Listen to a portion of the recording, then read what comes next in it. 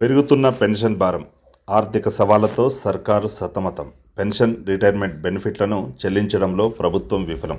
ఏటా 15,000 కోట్లు అవసరమవుతాయని ఆర్థిక నిపుణుల అంచనా.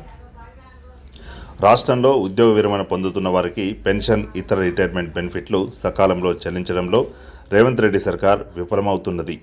ఏటా రిటైర్మెంట్ బెనిఫిట్ల భారం పెరుగుతుండటంతో రాష్ట్ర ప్రభుత్వం తీవ్ర ఆర్థిక సంక్షోభాన్ని ఎదుర్కొంటున్నది. రానున్న 5 ఏళ్లలో ఈ భారం మరింత పెరుగుతుందని ఆర్థిక శాఖ అధికారులు అంచనా వేస్తున్నారు.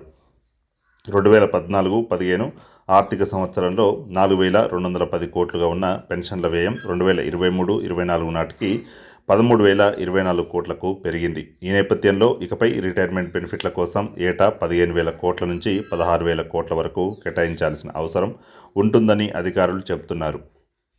ఆర్థిక అకౌంట్స్ విభాగం అందించిన డేటా ప్రకారం 2023లో 1,602 మంది ఉద్యోగులు రిటైర్ అయ్యారు. 2024లో ఈ సంఖ్య 7,995కు పెరిగింది.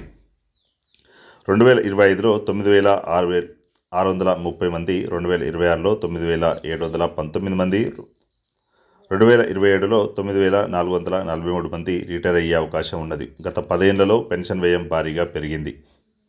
2014-15లో 4,210 కోట్లుగా ఉన్న ఈ పెన్షన్ బడ్జెట్ 2015-16లో 8,000 కోట్లకు, 2023-24లో 13,000 కోట్లకు చేరింది. 2024-25లో ఆర్థిక సంవత్సరంలో ఈ బడ్జెట్ 11,000కు తగ్గించారు. ఇందులో నిరుడు అక్టోబర్ నాటికే 10,000 కోట్లు ఖర్చయ్యాయి.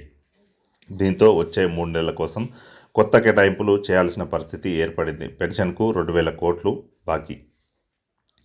ఏడాది కాలంగా ప్రభుత్వ ఉద్యోగులకు రిటైర్మెంట్ బెనిఫిట్లు అందలేదు. ప్రస్తుత ఆర్థిక సంవత్సరంలో పెన్షనర్లకు ప్రభుత్వం దాదాపు 2,000 కోట్లు బాకీ పడినట్లు తెలుస్తున్నది. ఈ బకాయిలను తీర్చేందుకు టీజీఐఐసి భూములను తాకట్టు పెట్టి 10,000 కోట్ల రుణం తీసుకురావాలని ప్రభుత్వం నిర్ణయించింది. ఈ నేపథ్యంలో ఉద్యోగ సంఘాల జేఏసీ ప్రతినిధులు ఇటీవల CM Revanth Reddy, deputy CM బట్టి విక్రమార్కతో సమావేశమై రిటైర్మెంట్ బెనిఫిట్స్ క్లియర్ చేయాలని డిమాండ్ చేశారు. ప్రభుత్వం చెబుతున్నట్టు ఉద్యోగులందరికీ ప్రతి నెల మొదటి తారీఖున జీతాలు రావడం లేదని వాపోయారు.